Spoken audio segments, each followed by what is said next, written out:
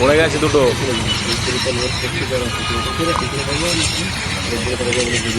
টপকে দিয়েছে মাল।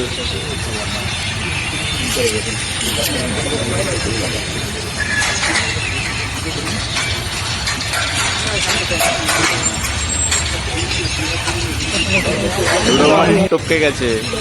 বাংলাদেশি সীমান্তে দুজন কিন্তু ভাই এনকাউন্টার হয়ে গেছে। হ্যাঁ, যে ভিডিওটা আপনারা দেখছিলেন গতকালকের ঘটনা, দুজন কিন্তু ভাই মানে আর কি বাংলাদেশ থেকে আমাদের ভারতবর্ষে ঢোকার চেষ্টা করছিল পাচারকারী। মানে এরা কি পাচার করে, যেমন ধরুন যে মনে করুন গরু পাচার করে, মাছ পাচার করে, তারপরে বাইকের জিনিস পাচার করে, মানে যাবতীয় ফোন পাচার করে, মানে সবকিছু এরা পাচার করে। ঠিক আছে, তো দুজনকে যখন আমাদের ইন্ডিয়ান আর্মি তাদেরকে দেখতে পেয়েছে, তাদেরকে বলেছে, সাবধান করেছে যে আপনারা কিন্তু আর এক পাও এগোবেন না, তাহলে কিন্তু আপনাদের উপরে অ্যাটাক করবো। তারপরেও তারা শোনেনি। তারপরে কি করেছে, তারা আবার সঙ্গে সঙ্গে ইট পাটকেল মারা শুরু করে দিয়েছে ইন্ডিয়ান আর্মির উপরে। ঠিক আছে, তো ইন্ডিয়ান আর্মির উপরে যখন এই ইট পাটকেল মারা শুরু করে দিয়েছে ইন্ডিয়ান আর্মি, তখন নিজের সেলফ ডিফেন্সের জন্য সঙ্গে সঙ্গে কিন্তু তাদের উপরে এনকাউন্টার করে দিয়েছে, মানে তাদের উপরে গুলি চালিয়ে দিয়েছে। এটা কিন্তু আমাদের ইন্ডিয়ান আর্মিদের কিন্তু নিয়ম আছে যে আপনারা সেলফ ডিফেন্স করার জন্য আপনারা কিন্তু অবশ্যই অস্ত্র প্রয়োগ করতে পারেন। তো সেই ক্ষেত্রে যখন তারা দেখছে যে তাদেরকে আমরা বললাম যে আপনারা কিন্তু পালাবেন না, তারপরেও যখন তাদেরকে সাবধান করার পরেও তারা শুনছে না, তারা আবার অ্যাটাক করে দিল। ঠিক আছে,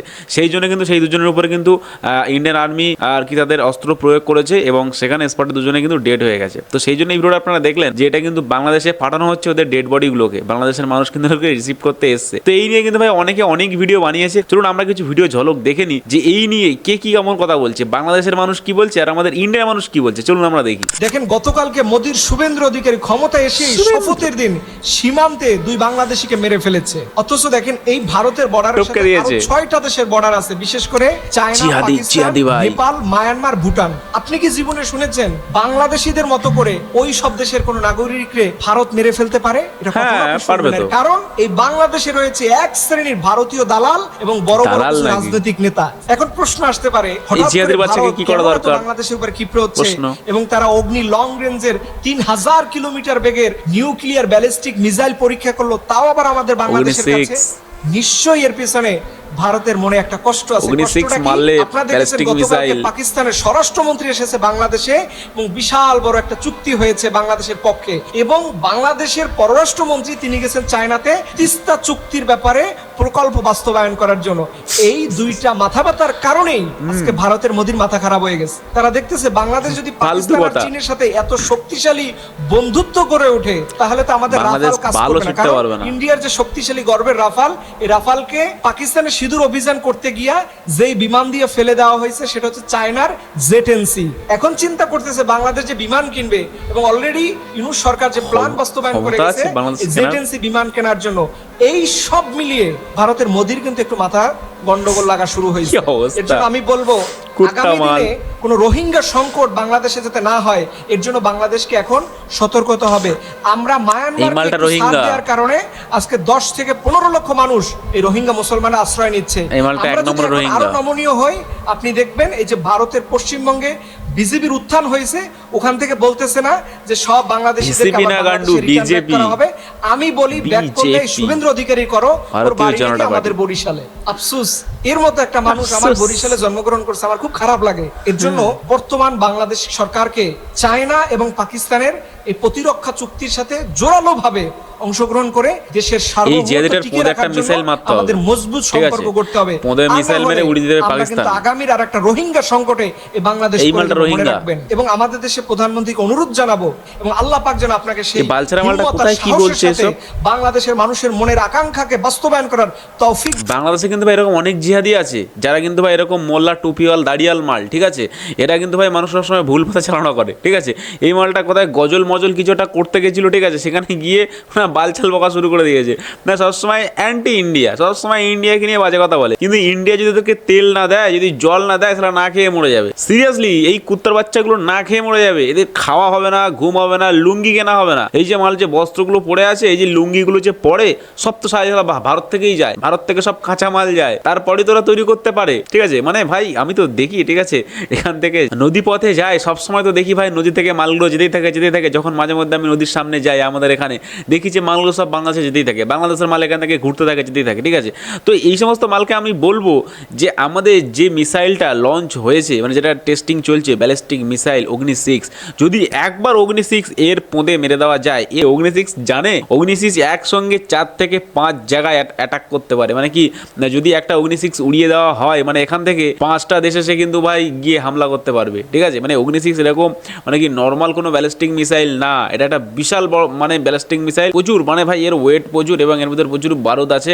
তো বিষয়টা হচ্ছে যে এই ব্যালিস্টিক মিসাইলে যদি আপনারা দেখেন তো বুঝতেই পারবেন, ঠিক আছে। সেটা আমার বিষয়ে আলোচনা না, আলোচনা হচ্ছে এটাই যে বাংলাদেশের 2টো মাল মারা গেছে, সেই জন্য এদের কিন্তু পুরকিতে কিন্তু ঘা হওয়া শুরু হয়ে গেছে, ঠিক আছে। এই জন্য এরা পুরকি মারা শুরু করে দিয়েছে। আর এই সমস্ত জিয়াদের কথা তোমরা শুনবে না, ঠিক আছে। চলো আমরা দেখি আমাদের ভারতের ইন্ডিয়ান ছেলেপুলেরা কি ভিডিও বানিয়েছে, সেটা আমরা একটু দেখি। চলো। কিছু সময় আগেই আমি আপনাদেরকে বলেছিলাম না যে এবার বাংলাদেশিদের উপরে অ্যাকশন নেওয়া লাবণ্য শুরু কি হবে, বলছে আমাদের জানো? পশ্চিমবঙ্গে খুবই তাড়াতাড়ি শুরু হবে, কিন্তু ত্রিপুরাতে অনেক আগে থেকেই চলছে, আসামেও দুর্দান্ত চলছে। খুবই তাড়াতাড়ি শুরু হবে।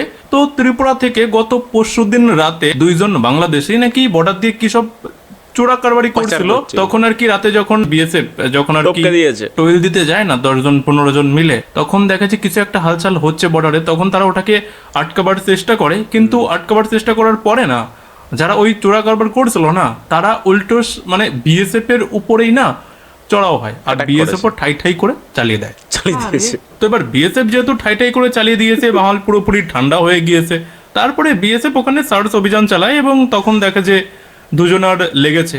তারপরে সেই 2জনকে হসপিটালে নিয়ে যাওয়া হয়, হসপিটাল থেকে বলে যে ইনারা পৃথিবী ছেড়ে চলে গিয়েছে। এন্তা কল করে বলেছে।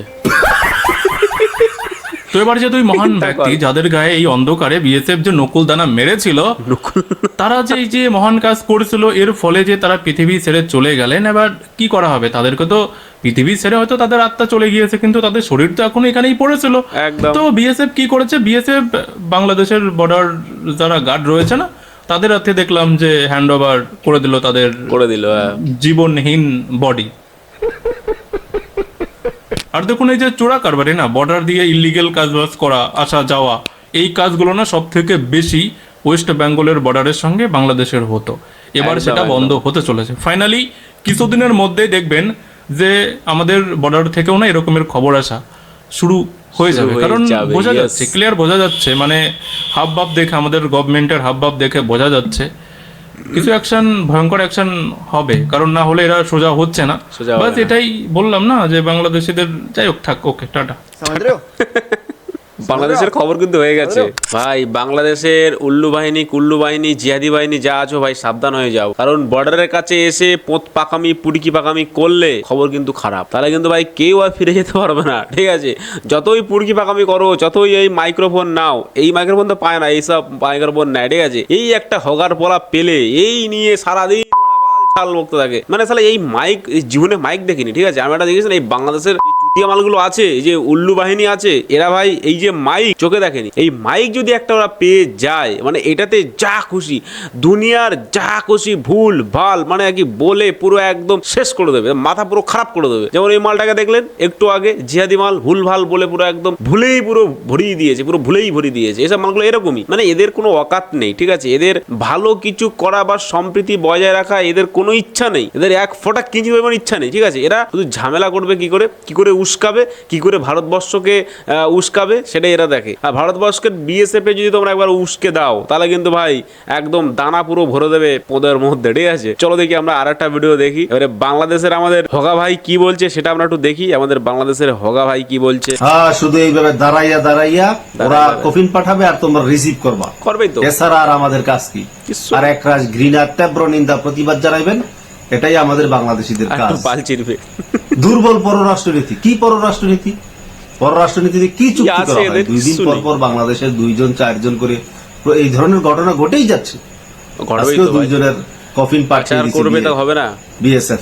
দেখুন জিহাদি ভাই, আমি আপনাকে এটাই বলতে চাই যে আপনাদের বাংলাদেশের জিহাদি কারবার বন্ধ হওয়া দরকার, ঠিক আছে। জিহাদি, টেরোরিস্ট, আল কায়দা, মাওবাদী বা জামাতা গোষ্ঠী যারা আছে, এই সমস্ত মালগুলোকে বন্ধ করা দরকার। যতদিন আপনারা বন্ধ করবে, ততদিন এরকম একটা দুটো করে পড়তেই থাকবে। এই আপনি বন্ধ করতে পারবেন না, কারণ বর্ডারের কাছে এসে উস্কাবে, বর্ডারের কাছে এসে চোরাচালানি করবে, বর্ডারের কাছে এসে কিছু ভুলভাল কিছু করবে, বিএসএফ কিন্তু ছাড়বে না। আর এখন আমাদের পশ্চিমবঙ্গের সরকার, শুভেন্দু অধিকারী মানে আমাদের এখন মুখ্যমন্ত্রী, আমাদের বিজেপির তরফের মুখ্যমন্ত্রী শুভেন্দু অধিকারী, আর সে কিন্তু বলেই দিয়েছে যে প্রথমেই বলে দিয়েছে বর্ডারটাকে খুব সেফ অ্যান্ড সিকিউর করতে হবে। তো কাজেই বর্ডার দিকে কিন্তু প্রচুর ধ্যান দিচ্ছে, ঠিক আছে। আমাদের নতুন সিএম, আমাদের পশ্চিমবঙ্গের নতুন মুখ্যমন্ত্রী, সে কিন্তু এখন বর্ডারকে পুরো সিল করে দেবে, ঠিক আছে। এবার এপার থেকে ওপার যদি একটুখানি পোঁত গলে যায় তাহলে কিন্তু ভাই পোঁদেই ঠাস ঠাস ঠাস দানা ঢুকে যাবে, মানে হচ্ছে খেজুরের দানা ওদের মধ্যে ঢুকিয়ে দেবে, ঠিক আছে। তো সাবধানে থাকিস তোরা। তো যাই হোক, একটা লাস্ট ভিডিও আমি তোমাদেরকে দেখাবো যে বাংলাদেশের একটা কি বিজিবি না সিজিবি কি বলে, সেই বেটার ছেলে কি বলছে ওটা আমরা দেখে নিই। কারণ ওরা বলে ঠিক আছে না, মানে বাংলাদেশের যারা বিজিবি আছে বা যারা পুলিশের তারা বলে যে তোমরা পোতপাকামো করো না, ওরা অনেক সাবধান করে। কিন্তু এই যেসব চুতিয়া মালগুলো আছে, মানে যেসব মনে করুন যে জিহাদি টেরোরিস্ট মালগুলো আছে, এরা শোনে না, তো এদের কথা শোনে না, ঠিক আছে। চলুন আমরা দেখি উনি অনেক রকম ভাবে ওদেরকে বলেছে যে আপনারা সাবধান হয়ে যান। ভাই আমার কথাগুলো শুনেন, তারপরে বিজিবি কে যা ইচ্ছা তা বলিয়েন, মন চাইলে গালি দিয়েন। এই যে দেখেন আমি যে এই জায়গাটা দাঁড়ায় আছি, এটা হলো বাংলাদেশ, হ্যাঁ, ওই যে পিছনে বাংলাদেশ বর্ডার, ইন্ডিয়া, ঠিক আছে।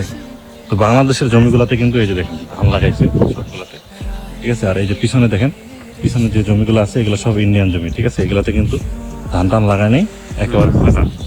এখন কথা হলো এই ফাঁকা জমিগুলাতে যত গরু ছাগল দেখতেছেন সব কিন্তু বাংলাদেশি, ঠিক আছে। আমরা এত বাধা করি যে ইন্ডিয়া যাবেন না, ইন্ডিয়ায় গরু ছাগল বাঁধবেন না। যাবেন না। এই যে আমরা আসছি, আইসা এখন বইকা টইকা মনে করেন যে গরু ছাগল সব উঠাই দিয়ে চলে যাব, আবার কালকে আসে দেখবো যা তাই।